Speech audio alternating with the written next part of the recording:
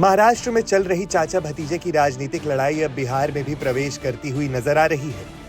यहां हाजीपुर लोकसभा सीट को लेकर केंद्रीय मंत्री रहे स्वर्गीय रामविलास पासवान के भाई पशुपति कुमार पारस और बेटे चिराग पासवान आमने सामने नजर आ रहे हैं। दरअसल बता दें कि बुधवार को रामविलास पासवान की जयंती पर चिराग पासवान ने ऐलान किया कि वह हाजीपुर लोकसभा सीट से साल 2024 में होने वाले लोकसभा चुनाव में मैदान में उतरेंगे। चिराग ने कहा कि ये मेरे पिताजी की विरासत है। भाई तो बनना मेरी जिम्मेदारी बनती है। आज पापा होते तो पापा भी यही चाहते।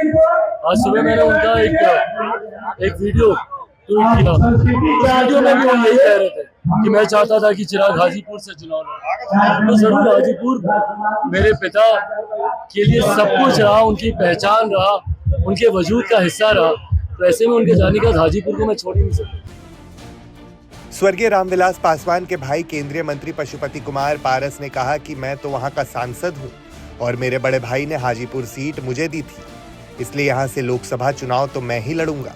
बता दें कि केंद्रीय मंत्री ने अपना बयान देते हुए कहा कि मैं साल 2019 में चुनाव नहीं लड़ना चाहता था। तब भैया ने कहा कि चुनाव लड़ो। उसके बाद मैंने चुनाव लड़ा था।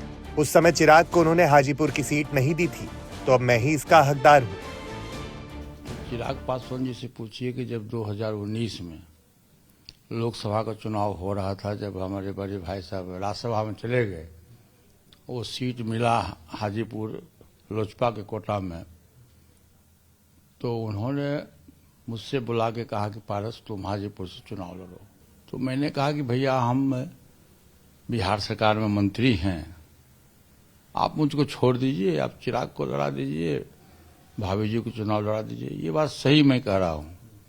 तो उन्होंने कहा कि नहीं। आप उस समय बिहार में मंत्री थे? हाँ, हम पशुपालन मिनिस्टर थे बिहार में। तो उन्होंने कहा कि नहीं।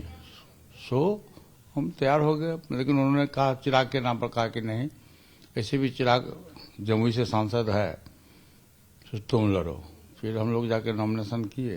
तो उस समय चिराग पासवान क्यों नहीं लड़ा था? यदि उतना वो प्रिय पात्र था तो हाजीपुर से क्यों नहीं लड़ा था?